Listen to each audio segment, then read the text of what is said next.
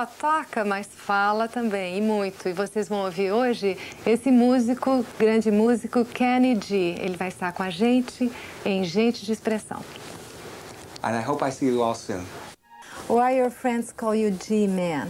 Why do they call me G-Man? It's probably easier than my real last name, which is Gorlick. So G-Man.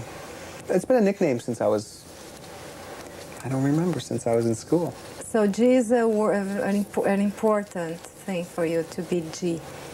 It's something that you identify yourself as this. They do. They do. I don't. Are you a superstitious person? Do you have any ritual to start your shows? No. Before you play something, do you have any ritual in your life? No. Nothing at all? No, I don't. It doesn't work for me.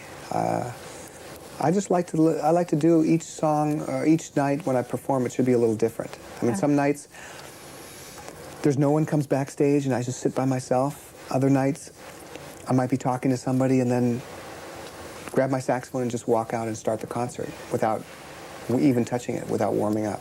When did you find out that you were a musician? I think when I was in high school, 17 years old, I think I knew I was going to do it because I played a concert with a professional band, Barry White, and his Love Unlimited Orchestra did a concert in Seattle, and they needed some local musicians to fill up the spots in their band. They traveled, but they didn't travel with everybody. Now I was only in high school, but for some reason I was called in to fill in and play a spot. Before that, you've never had any contact with music? No, I was in school, yes, but not outside of the school. So I went in front of a real audience, played, and But when did great. you start playing? When did you find out that, oh, I can't play this, I have this touch? Well, I did. In school, I was always one of the best saxophone players in school, but I never thought that I didn't know I was going to really go on until I did that one concert that I was telling you about, because from there I got so many accolades and so much encouragement that I thought, I guess I'm pretty good. I guess I'm good enough to be a musician now. Do you remember your first day that you touched this? Yeah, I do. I remember putting the saxophone together for the first time. Why? Why the sax, for instance? I was watching television and saw someone playing the saxophone on television on the Ed Sullivan Show, and I thought that it was thought it was an instrument that I could play. I thought I'd like to try it, and I got one to try, and it wasn't this one. It was a curved, an alto saxophone, and I put it together, blew into it, and I was pretty good. Just right off the bat, I could make a good sound.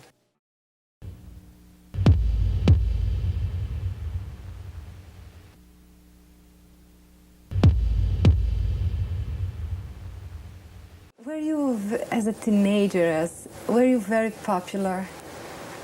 No, I wasn't very popular. You mean with women? No, not really. School, around? I was, I was in my band, I guess I was popular, but only as a saxophone player. I mean, I wasn't. With girls? Not really, no. I was pretty shy. A little too shy, I think. I didn't have a girlfriend until I went to college. It was the first time I had a girlfriend. I was mainly a very good student. I got all A's all through high school. I got A's. I was on the golf team, and I was playing the saxophone.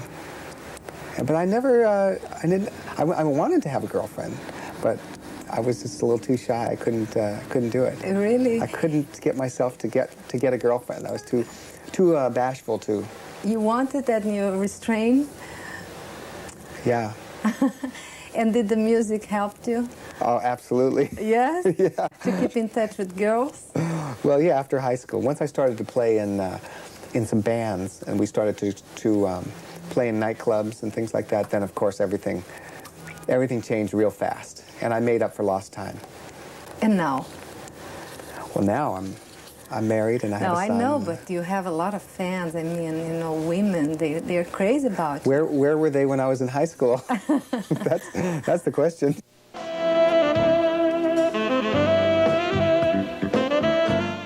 I had fun. I was always a happy kid. At least my mother used to tell me that I was always happy.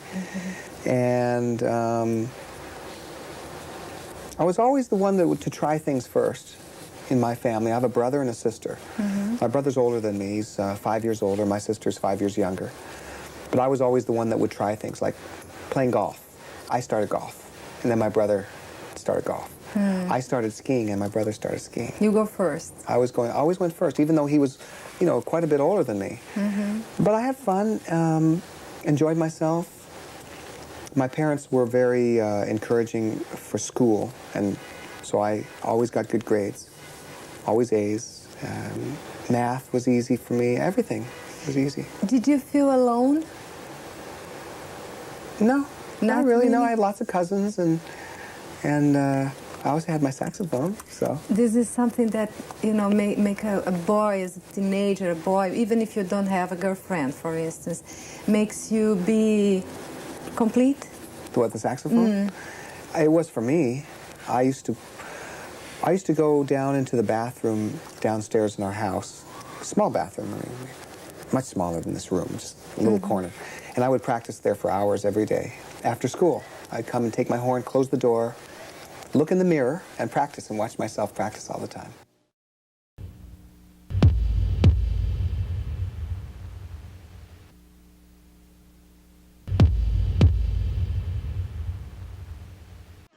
Having success selling records, and, you know, from a business side of things, being successful, that's extra. But for me, I play the saxophone because I like playing the saxophone, not because when I played it I knew that I would be great and I could go on to bigger and better things. I love it. I mean, I love playing the saxophone. Even if it wasn't your profession, for instance, you would do that? I don't think that I would do anything else. Have you ever thought about? I've never done anything else. I've never made any money doing anything else. I've never worked except playing the saxophone.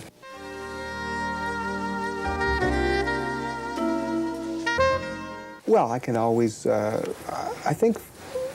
I think about being back in high school when I'm playing my concerts and I'm standing in front of people and playing.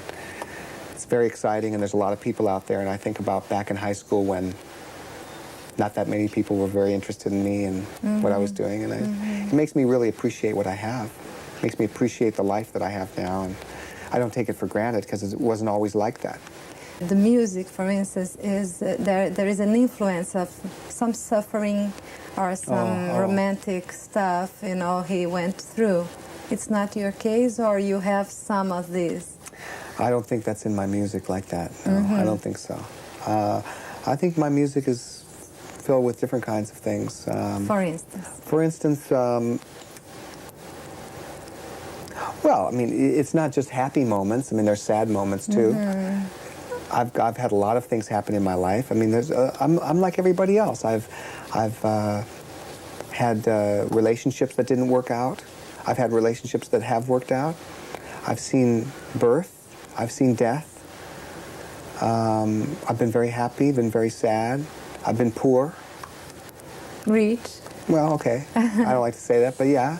So I've done a lot. I've done what a lot of people have done. I'm not that much different when it comes to those things. I'm just like everybody else. The same feelings that I feel, everybody feels them. Yes, but as an artist, you have this feeling and you catch it and put in your... That's true. I have an outlet for it. I have a way to express it. So yeah, all those things come into my music. Some songs, when I hear them, I know the surrounding circumstances of when they were written. There's a song called Silhouette that I wrote. For instance, For instance, that song was written, I had a small little apartment in Los Angeles, no money. So I was in the bedroom. There was only 2 rooms, a living room and a bedroom. So it was like, no choice. No choice. So I had my my little studio set up, just very ordinary equipment and a microphone. And I started to write a song, thinking about how all alone I felt at this moment in this apartment, because people were banging on the walls telling me to stop playing my saxophone. Because it was noise to them. Not music, it was noise. And so that song, when I Too much noise here. Yeah, something can you like be this. quiet? We're trying to sleep. Shut up. That kind of thing. And I understand that. Yeah, I mean, sure. it's not just because it's music to me doesn't mean it's music to the guy that's trying to sleep upstairs. Yes. So when I hear that song and when I play that song, I'll think about that. Say, okay, well, things are different now and it's great. Long way, yeah. But so that's, you know, each song to me has a different little feeling or circumstance that surrounds it. But there's not one theme that's in my music, like a rejection that comes out. Nothing like that, really.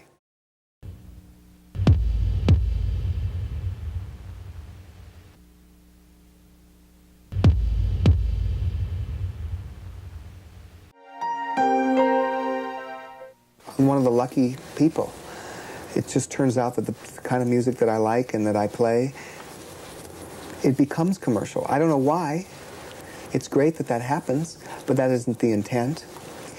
What do you think while you are playing? Well, most of the time, if I'm doing my job right, I don't think about anything. I'm just part of the music. Sometimes maybe when I'm not quite in the frame of mind that I'm supposed to be in, sometimes I'll start thinking about things that are more tangible. But that gets in the way of the music. Like I might be thinking about, I see somebody's face there and they're looking at me and they're not smiling, and I think, wonder why they're not smiling at me. But I shouldn't be thinking about that because I should be playing the music. Or I might think about, maybe I'm not sure about what I'm wearing, if it's the right shirt or the right suit. I think, maybe I should have worn something else, and I'm thinking about that. And that's not a good thing, but sometimes that happens. They say that a musician is someone completely out of this world. Is that the way you feel? When I'm doing it right, it's the way I feel, yeah. Because then nothing else means anything. When we're playing the music and it's really perfect, and between myself and my piano player and the drummer and the bass player and the guitar player and the percussion player, we have something going on that's big, and it might just be one note played the right way. And you just don't know how that's going to happen. You were also, as well, a pilot. You said you like to fly. There is a relation between fly and play? There's somewhat of a relation. When I'm up flying, of course, I can see beautiful perspective of the world. I see the world differently. It's very cool to be able to recognize parts of the country just because I've seen that mountain or that lake and I know where I am, and I know if I go over here I'm going to see this. And it's like driving down the street, but just high up in the air, and it feels good, and a sense of freedom and flying.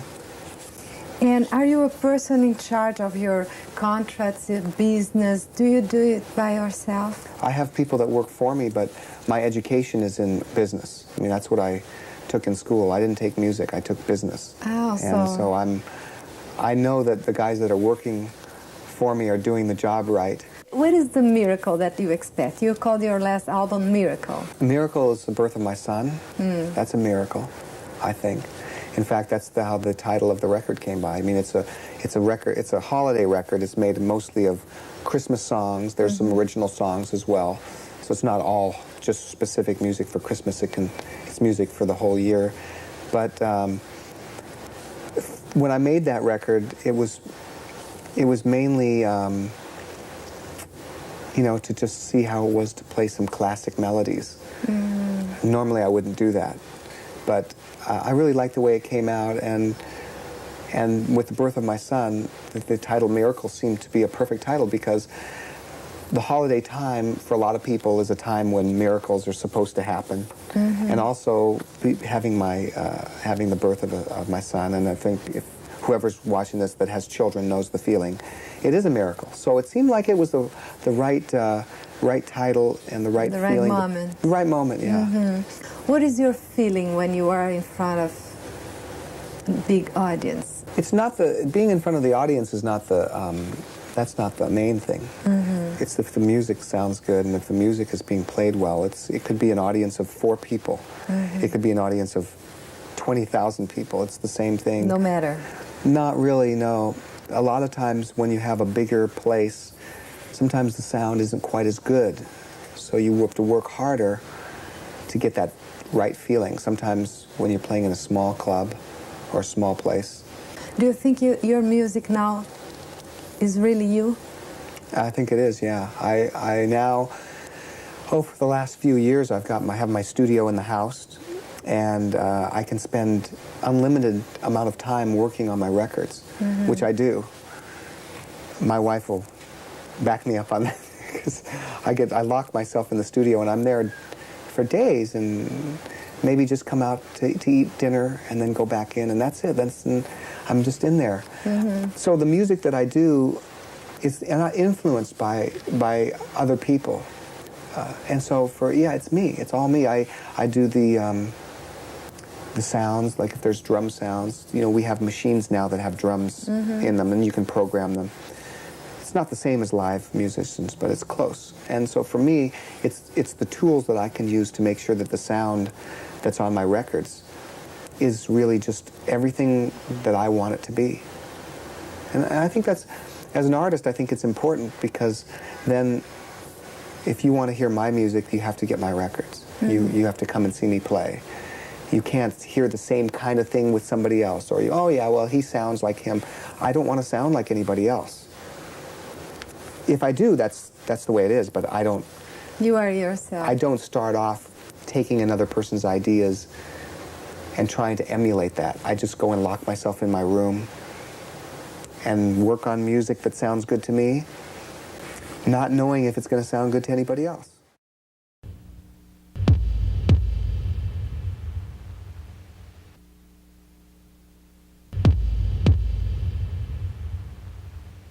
Kenny, are you a romantic person? I think I am. In what way, for instance? What do you define?